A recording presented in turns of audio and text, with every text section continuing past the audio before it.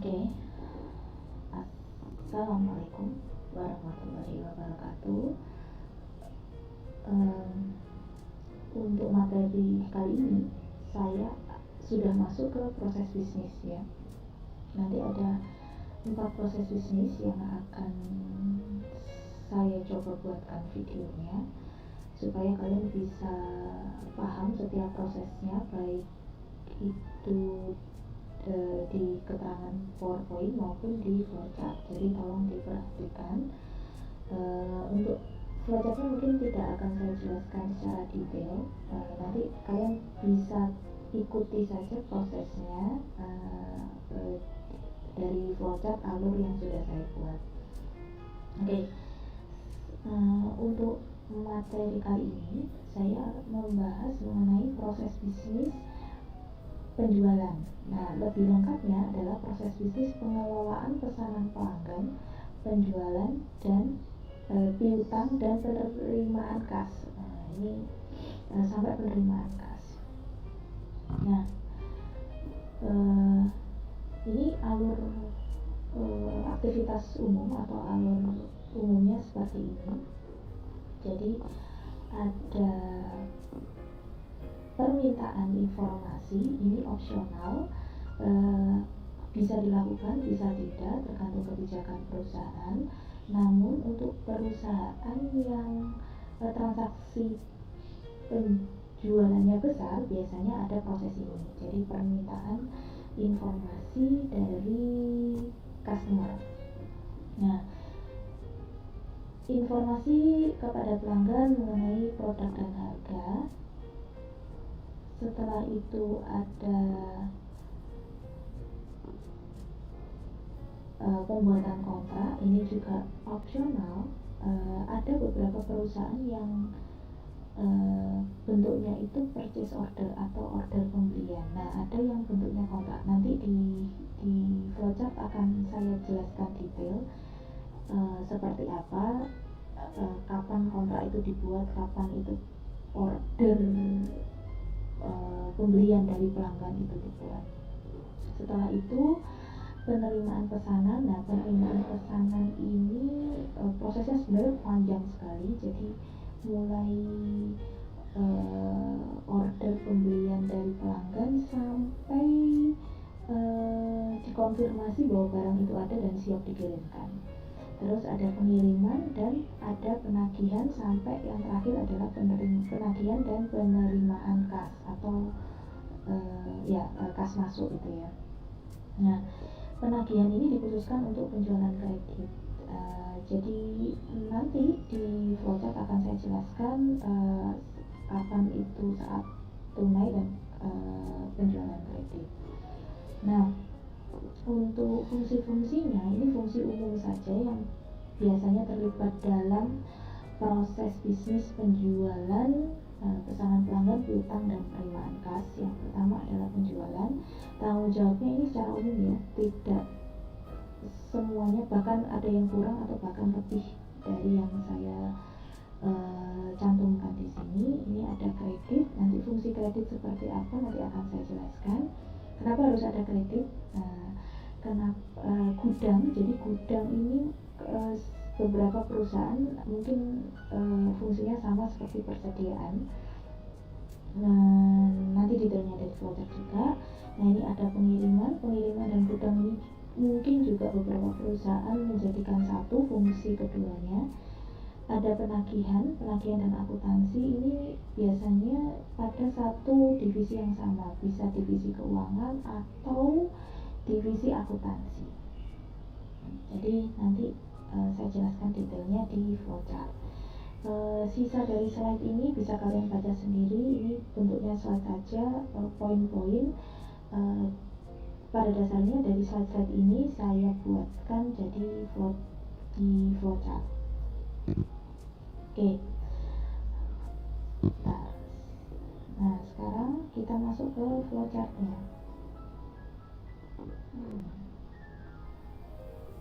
Nah, ini garis besarnya seperti ini. Sekali lagi, tidak semua perusahaan itu menerapkan seperti ini. Ini saya buat flowchart yang menurut saya cukup ideal saja. Ada yang lebih internal kontrolnya atau pengendalian internalnya ada yang lebih detail, ada yang lebih kuat. Jadi di sini nanti mungkin ada beberapa tambahan fungsi atau beberapa tambahan kegiatan. Tapi ini yang saya coba buatkan yang menurut saya sudah cukup ideal. Jadi tidak terlalu kuat sebenarnya secara pengendalian internal, tetapi masih bisa ditelusuri kalau misalkan terjadi praktek yang tidak sehat.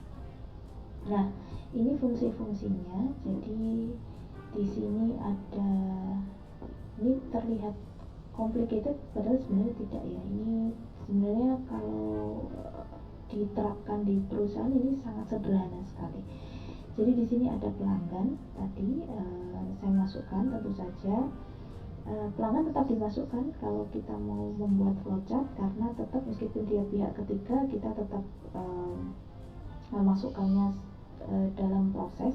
Karena kenapa itu perlu? Jadi gunanya flowchart ini sebenarnya selain untuk memberikan acuan atau jadi prosedur ya, tapi juga untuk mengetahui alur secara umumnya seperti apa, tujuannya agar bisa dibaca oleh semua, siapa saja yang membutuhkan, semua user. Oleh karena itu harus dibuat selengkap mungkin. Di sini ada pelanggan, ada bagian penjualan, biasanya bisa staff penjualan, bisa salesperson atau admin penjualan. Banyak sekali fungsi-fungsi yang terlibat di sini yang beberapa perusahaan juga menerapkan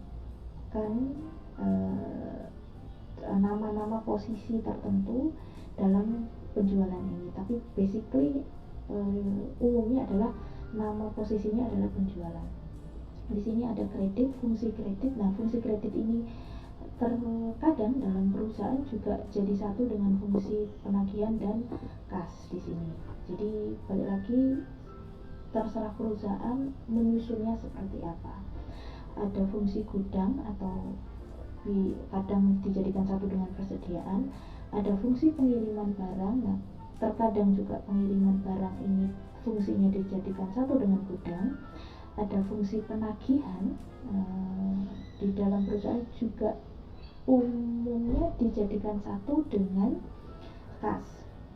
Jadi sekali lagi terserah perusahaan seperti apa implementasinya. Yang penting internal kontrolnya tetap harus terjaga. Internal kontrol itu apa? Seperti di materi sebelumnya kalian baca bukunya, intinya adalah praktek yang sehat. Oke.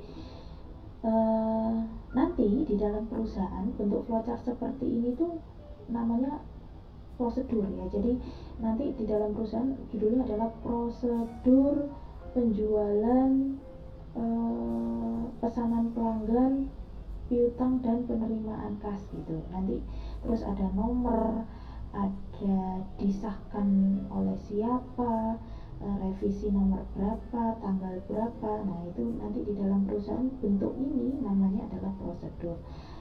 Apakah harus selengkap ini untuk penjualan? Bisa dibagi-bagi. Misalkan prosedur pertama adalah proses penerimaan pesanan dan verifikasi penjualan. Itu satu prosedur sendiri. Berikutnya adalah proses pengiriman barang. Terus prosedur yang terakhir adalah proses penagihan dan penerimaan kas. Nah, itu bisa dibagi-bagi. Sekali lagi, tergantung perusahaan seperti apa kebijakannya. Yang pasti prosedur ini harus bisa dibaca oleh setiap user yang ada di sini. User di sini adalah user internal ya. Penjualan, kredit, gudang, pengiriman barang, penagihan dan kas. Jadi masing-masing user ini harus tahu caranya bagaimana membaca ini, karena prosedur ini dibuat adalah untuk mereka. User eksternal salah satunya adalah auditor. Itu juga yang mereka lihat adalah prosedur ini. Jadi ketika mereka ingin melihat kas nanti, misalkan mereka random checking kas itu seperti apa, nah yang dilihat pertama kali adalah prosedur ini. Jadi untuk menelusuri jumlah kas itu nanti ditelusurinya acuannya adalah dengan prosedur ini. Jadi secara garis besar seperti itu. Nah, sekarang kita mulai dari yang pertama ini. Bagaimana cara membuat ini nanti saya upload link lain di YouTube. Nanti kalian bisa mulai pertemuan berikutnya kalian bisa coba buat. Jadi kita mulai saja.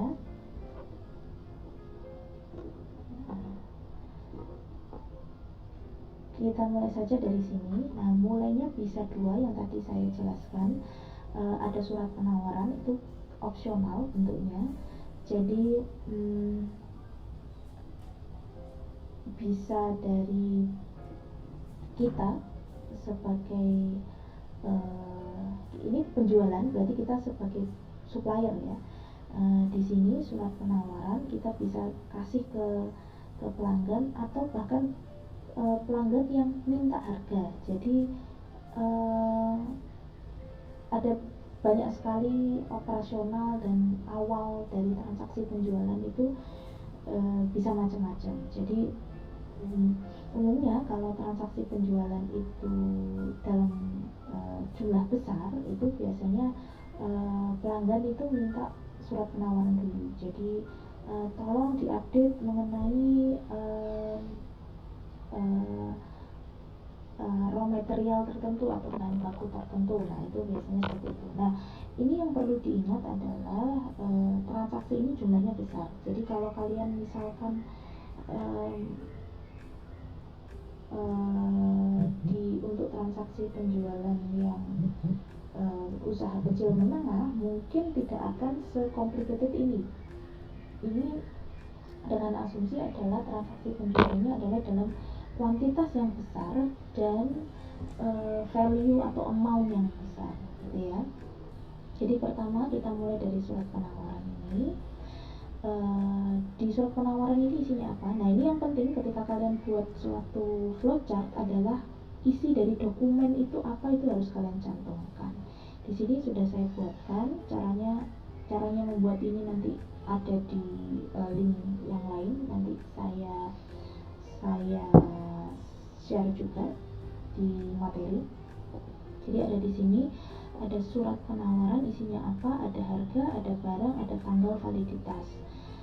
Nah, ini nanti ada mungkin kalian mungkin kenapa harus ada tanggal validitas dan sebagainya, nanti bisa kalian diskusikan di forum diskusi juga ya. Jadi umumnya di surat penawaran itu isinya ada ini, ada harga, ada barang, ada tanggal validitas. Kenapa ini harus ada tanggal validitas? Karena ada beberapa jenis barang itu yang memang, ini ada orang jual pentol lewat, kita dengarkan saja sambil mendengarkan musik jazz, tapi iya, musiknya musik jazz tapi yang lewat jualan pentol. Nggak apa-apa, seru-seruan aja. Ini ada harga, ada barang, ada tanggal validitas. Nah, tanggal validitas kenapa kok ini lebih baik dicantumkan? Ini sebagai salah satu bentuk internal control juga. Jadi ada jenis-jenis barang tertentu itu yang harganya naik turun. Seperti contohnya adalah misalkan kita pabrik tahu nih, atau kita pabrik kecap, itu bahan dasarnya kan kedelai. Nah, kedelai itu kan barang komoditas. Barang komoditas itu pagi harga berapa, sore bisa naik. Itulah mengapa di dalam surat penawaran ini harus ada tanggal validitas agar pelanggan juga tidak seenaknya sendiri merubah harga. Jadi biasanya surat penawaran ini berlaku mungkin hanya 3 hari gitu. Nah, seperti itu. Kenapa harus ada tanggal validitas? Oke, surat penawaran kita sampaikan kepada pelanggan. Pelanggan di sini sebenarnya sebelum order pembelian ini kita ada proses negosiasi sebenarnya, tapi ini tidak saya buatkan. Tapi umumnya biasanya seperti itu. Jadi sebelum pelanggan ini ada order pembelian, ada proses negosiasi antara kita dan pelanggan. ini dengan asumsi mereka sudah oke atas surat penawaran kita. Nah, order pembelian atau purchase order ini isinya apa? Ada nomor, ada nama mereka, nama customer, nama kita sebagai vendor, jumlah atau jenis barang, harganya berapa, dan tanda tangan bagian pembelian. Nah, ini nanti akan connect dengan materi berikutnya, yaitu proses bisnis pembelian. Nah, dari order pembelian ini akan kita terima. Siapa yang menerima nanti adalah penjualan atau staf penjualan. Nah, setelah itu order pembelian ini akan disampaikan kepada bagian kredit. Nah, di sini akan disampaikan ke bagian kredit. Nah, bagian kredit ini fungsinya apa? Sebentar, saya zoom lagi. Nggak bisa.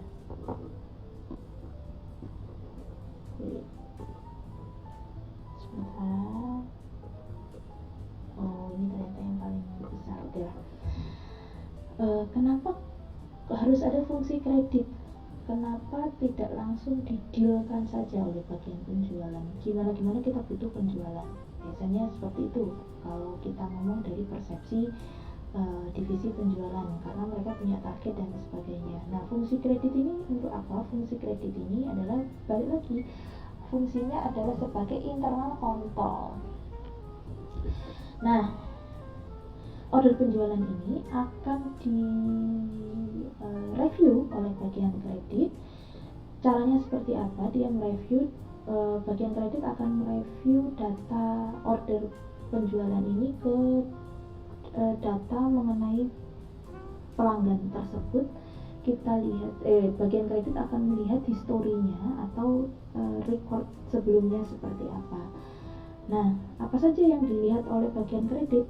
Nah, ini ada nama customernya siapa, sisa piutangnya kalau ada sebelumnya, terus term pembayarannya sama histori pembayarannya, sama satu lagi, maaf ini tidak saya masukkan, adalah batasan kredit. Jadi misalkan contohnya setiap pelanggan itu ada batasan kredit. Kalau kalian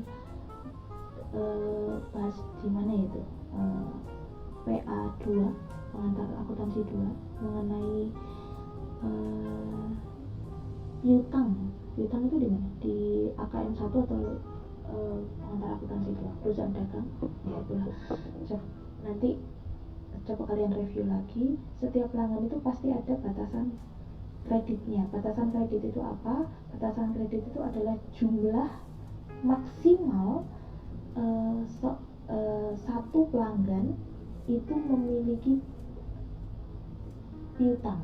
Jadi misalkan customer A, maksimal piutang yang bisa kita kasih adalah misalkan 200 juta. Customer B adalah 250 juta. Nah, maksimal piutang itu namanya batasan kredit. Nah, kenapa itu perlu kita catat dan kita record dalam data kita? Karena untuk mengurangi resiko piutang tak tertagih, ya. Jadi fungsinya kredit di sini adalah untuk memastikan bahwa setiap customer itu tidak melebihi batasan kredit tersebut. Nah, caranya batasan kredit itu tentu saja dilihat dari, selain dari jumlah piutangnya juga pembayaran. Makanya ini di sini ada sisa piutang. Nah, sisa piutang ini nanti dikaitkan sama batasan kredit itu. Misalkan batasan kreditnya 250 juta, dia sudah membayar 100 juta, berarti batasan kreditnya sudah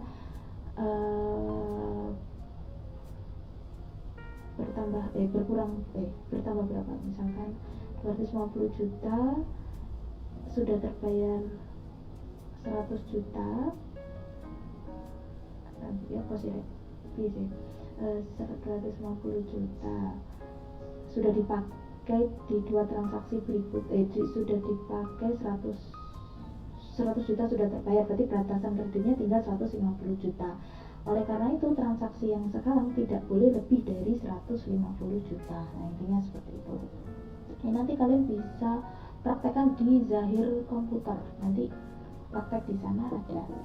Nah, kalau otorisasi ini adalah tujuannya adalah untuk internal control ya, balik lagi untuk internal control agar bagian penjualan ini tidak semua order pembelian dari pelanggan tidak semuanya harus diotorisasi, maksudnya tidak semuanya harus didealkan, jadi harus ada otorisasi dari kredit.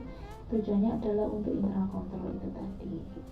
Nah, kalau sudah dari order penjualan ini maka berikutnya order penjualan ini akan dilanjutkan untuk membuat kontrak. Nah, kalau tidak, jadi misalkan transaksinya lebih dari batasan kredit, berarti kan tidak boleh diotorisasi dulu.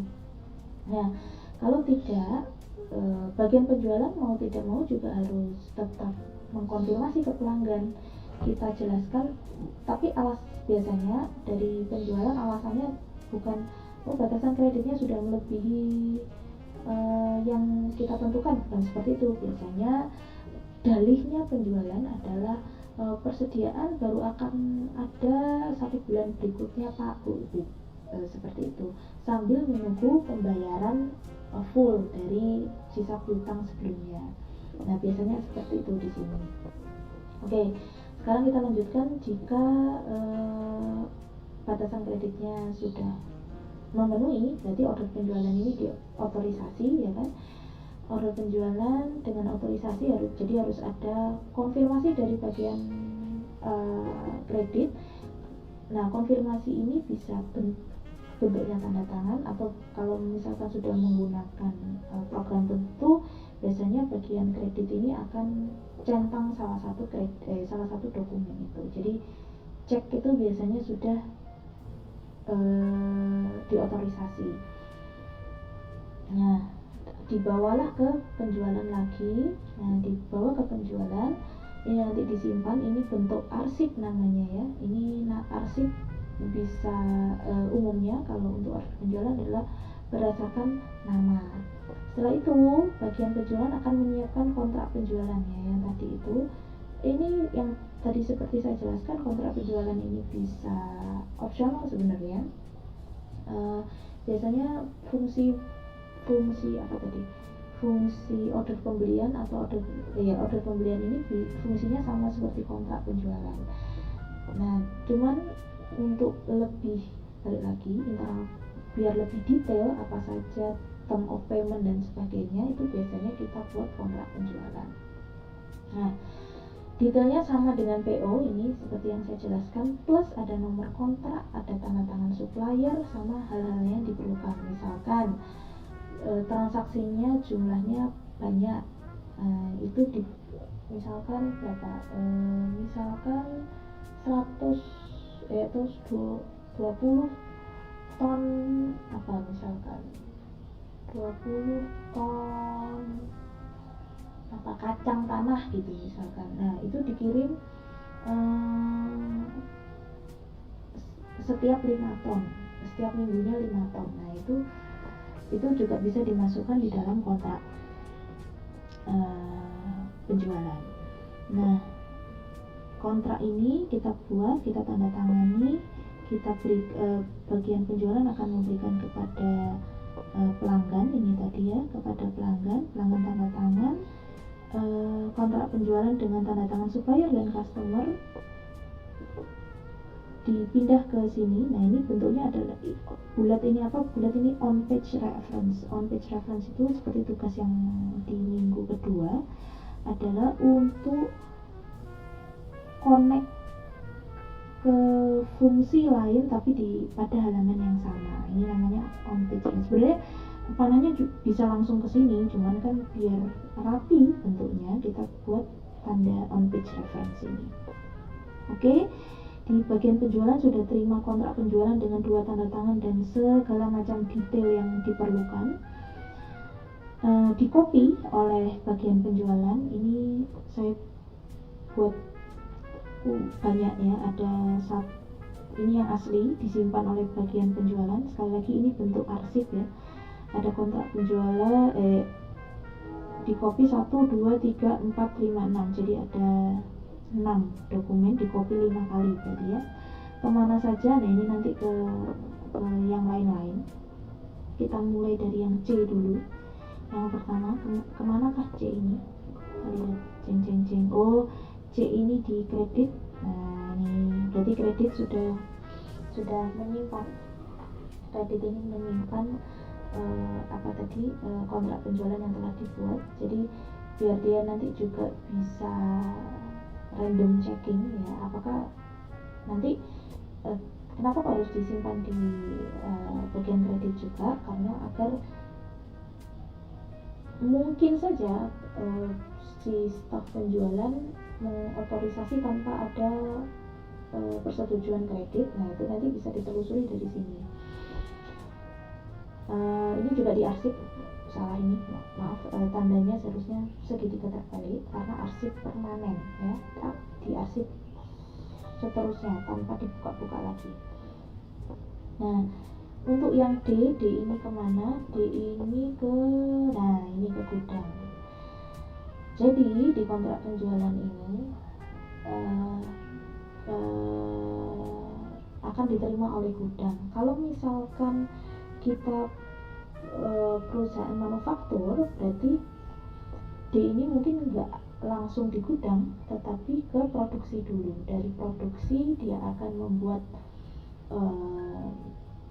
perencanaan produksi, mungkin pembelian bahan baku dan seterusnya. Cuman ini asumsinya perusahaan ini adalah perusahaan dagang dulu ya. Jadi kalau misalkan perusahaan produksi, kita manufaktur, mungkin kontrak penjualan ini tidak langsung diserahkan kepada gudang, tetapi diserahkan kepada bagian produksi untuk melaksanakan proses produksi dulu. Kalau sudah produksinya selesai, produk jadi, baru kontrak penjualan ini baru masuk ke gudang.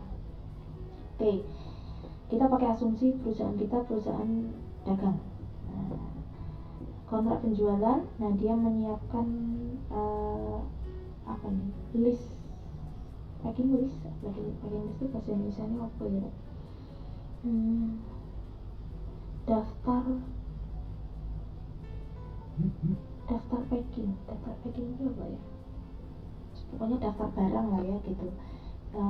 Ini tanda apa? Tanda ini adalah pembuatan dokumen dengan menggunakan komputer atau program tertentu ya. Ini ya, keluarlah 2 dokumen ini. Yang satu tentu saja disimpan oleh gudang, yang satu diserahkan kepada kemana ini?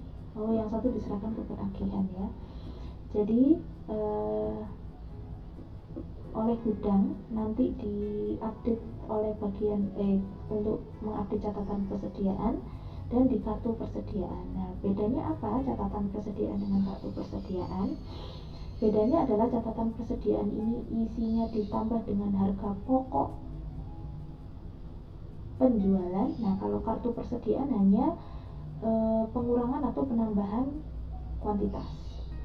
Nah, itulah mengapa sebenarnya fungsi gudang dan persediaan ini idealnya terpisah, tetapi mungkin bagi perusahaan tertentu gudang dan persediaan ini dijadikan satu. Jadi balik lagi sesuai kebutuhan dan kebijakan perusahaan masing-masing. Nah, packing list ini isinya apa? Sesuai dengan detail pada kontrak. Jadi jumlah barang plus jumlah barang terus apa lagi ya? Ya, mostly jumlah barang. Nah, ditambah dengan jenis packagingnya. Misalkan kacang tanah tadi ya, 5 ton itu apakah dikemas? Oh ya, daftar kemasan. Nah, packing list itu. Nah, dikemas karung goni gitu misalkan. Misalkan 100 kintal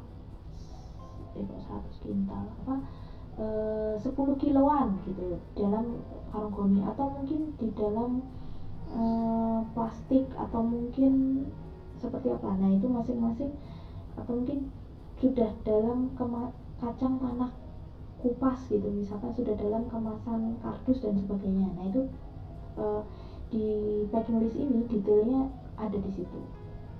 Nah, dari sini nanti di packing list yang disimpan di arsip oleh bagian gudang atau persediaan nanti ini digunakan untuk mengupdate catatan persediaan dan kartu persediaan. Nah, dua ini umumnya sudah menggunakan program tertentu ya, atau misalkan pun tidak menggunakan program, tetap harus dibuat secara manual catatan persediaannya dan kartu persediaannya. Minimal untuk perusahaan dagang itu dicatat pakai kertas dan sebagainya, itu bukan kertas ya, seperti buku catatan persediaan itu umumnya harus ada itu. Kalau nggak ada, jelas itu internal kontrolnya tidak jalan ya. Nah, untuk selanjutnya terus mana tadi, D ya, D ini ke gudang. Nah, terus kontrak penjualan ini ke E itu kemana? E itu ke pengiriman barang. Pengiriman barang ini kontrak penjualan ini digunakan untuk apa? Digunakan untuk menyiapkan bill of lading atau surat jalan namanya. Nah, surat jalan itu isinya apa? Isinya sama, detail pada kontrak. Bedanya kalau ini adalah jenis kemasannya, nah kalau ini adalah jenis transportasinya, nanti dikirim pakai apa? Apakah pakai pickup ataukah misalkan kalau dikirim ke luar pulau gitu misalkan, apakah menggunakan pickup terus habis itu naik kapal dan sebagainya. Nah, itu seperti apa? Itu harus ada detailnya di bill of lading atau surat jalan ini. Sampai detail transportasinya harus semuanya harus ada detail. Misalkan nomor, kalau misalkan diantar pakai pickup, nomor polisinya siapa, nama sopirnya siapa dan sebagainya. Nah, seperti itu. Nah, ini daftar kemasan yang dibuat oleh gudang dan surat jalan yang dibuat oleh pengiriman barang, dua-duanya ini plus kontraknya akan diberikan kepada penagihan.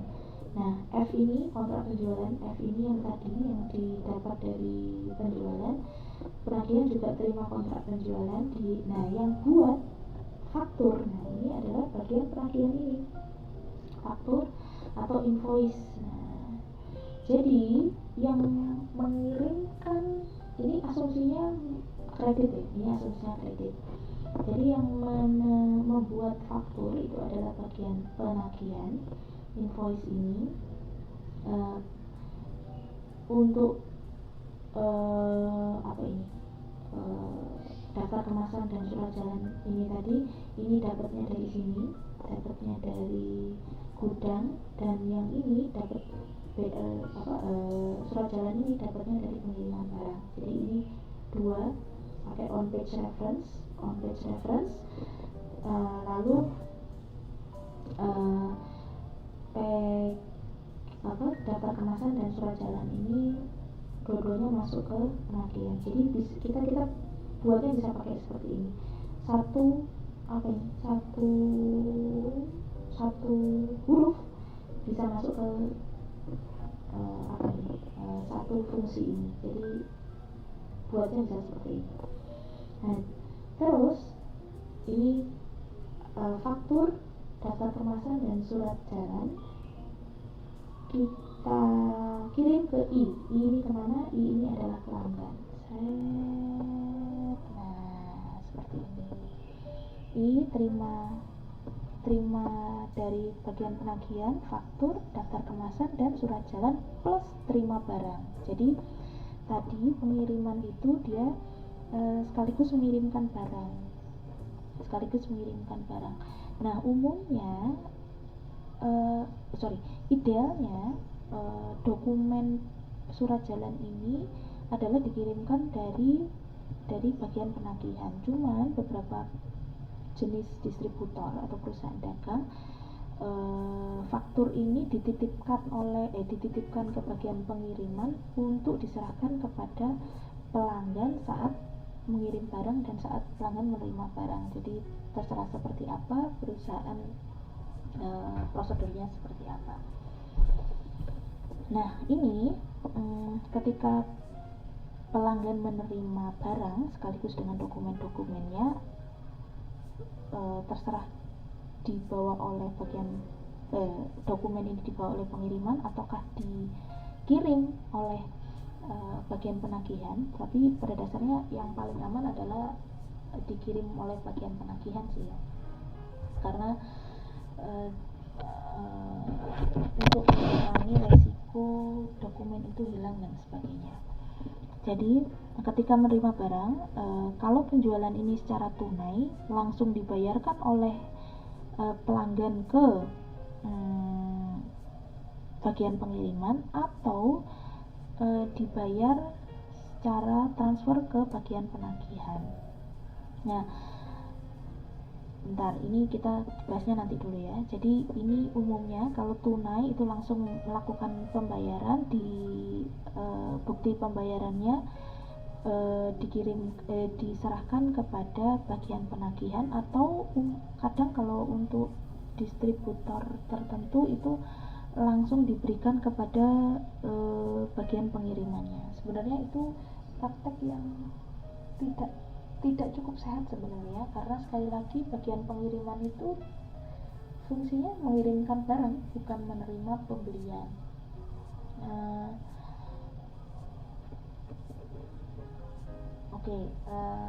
Bentar, tadi ke K ya. Bagian penagihan. Nah, kalau secara kredit, nah tadi kan secara tunai ya. Kalau secara kredit, jadi dokumen ini dikirim dan bagian penagihan akan menunggu menunggu tempo pembayarannya. Misalkan pembayarannya 1 minggu setelah barang datang, atau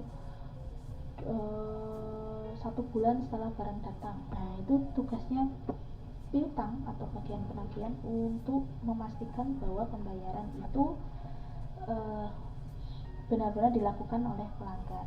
Nah, kalau sudah jatuh tempo,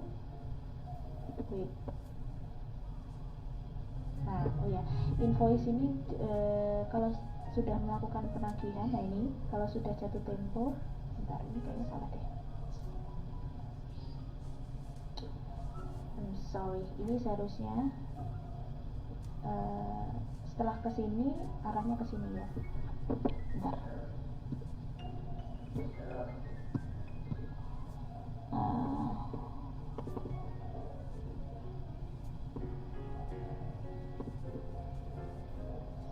Ini seharusnya setelah diserahkan ke pelanggan, ini arahnya ke sini.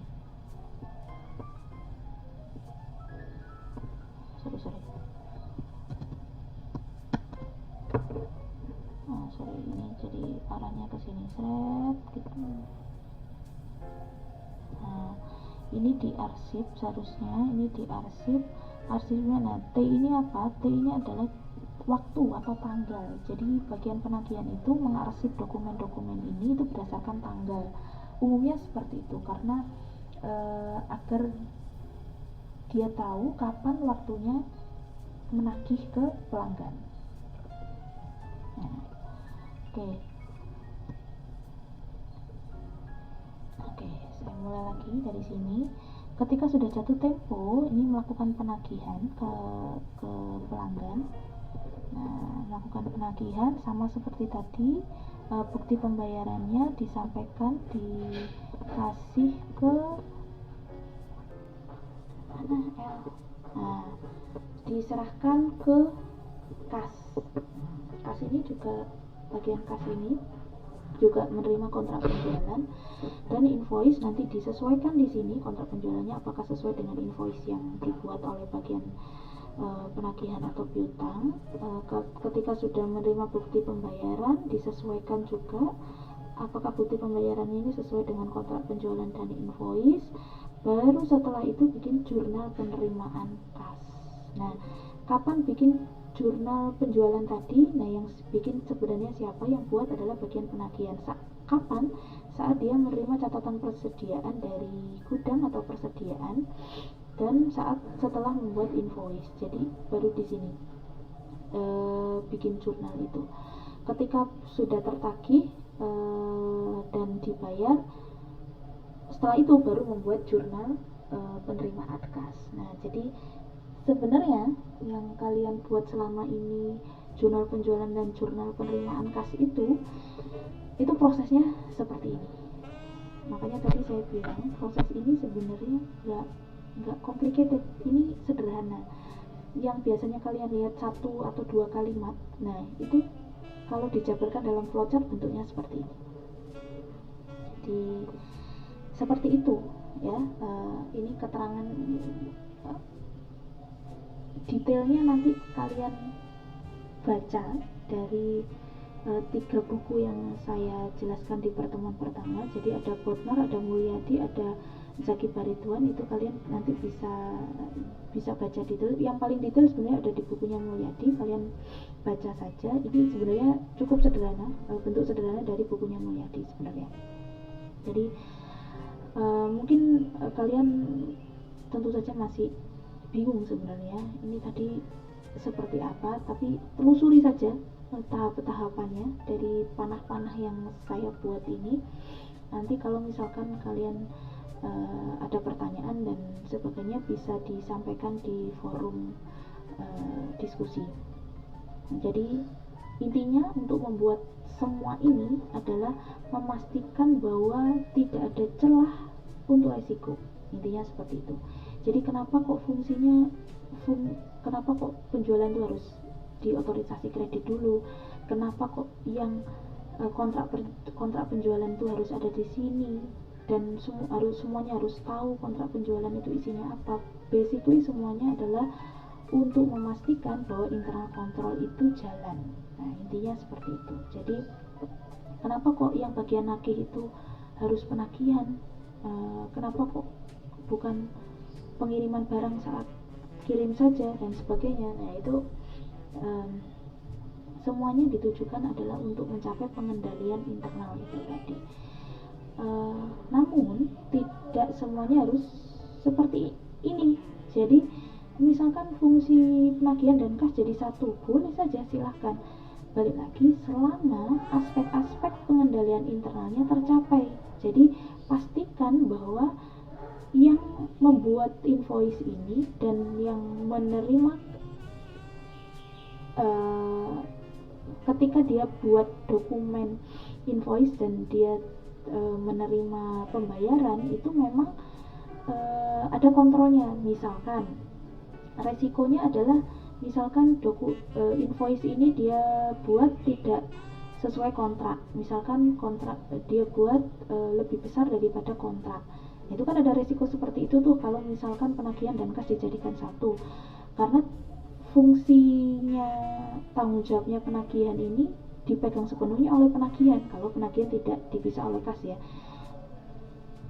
Resiko-resiko itu pasti akan terjadi gitu. Jadi itulah mengapa penagihan dan kas ini sebaiknya dipisah, karena yang membuat dokumen praktek yang sehat adalah dia tidak boleh menerima uang yang tertera dalam dokumen itu. Intinya seperti itu. Apalagi kalau pembayarannya berdasarkan cash tanpa transfer dan sebagainya, jadi tidak bisa dicek di rekonsiliasi bank atau mutasi bank. Nah itu malah resikonya lebih tinggi lagi. Jadi basically semua ini entah itu dipisah atau dijadikan satu, selama internal kontrolnya bisa jalan. Nah, di sini fungsi misalkan pengiriman barang ini di bawahnya gudang gitu ya. Jadi fungsi supervisor, di atasnya di sini nanti ada supervisor akuntan dan sebagainya. Nah, fungsi itulah yang jalan gitu sebenarnya. Fungsi itulah yang berperan di internal control. Jadi semoga kalian jadi ini sebenarnya materi satu dan lain itu saling terkait. Jadi itulah mengapa kalian harus benar-benar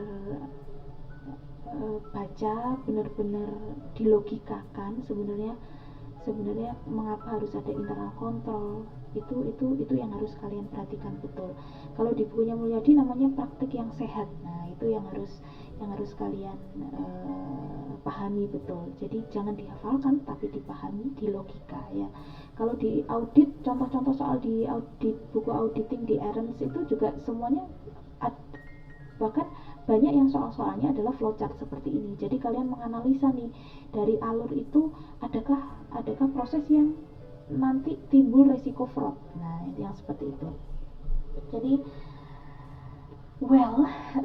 semoga sedikit membantu kalian untuk memahami nanti prakteknya kalau kalian masuk di perusahaan akan lebih complicated sebenarnya karena yang kalian sebelum kalian membuat flowchart ini kalian harus interview dulu setiap bagian-bagiannya, kalian catat, kalian rekam, kalian narasikan, baru kalian buat jadi flowchart seperti ini.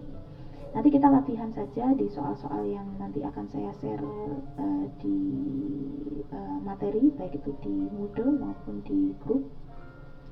Kita bahas satu-satu pelan-pelan, yang pasti sedikit banyak kalian harus tahu caranya membuat flowchart itu seperti apa, dan yang paling penting adalah membuat flowchart yang tetap memenuhi prinsip pengendalian internal. Oke, sementara itu dulu.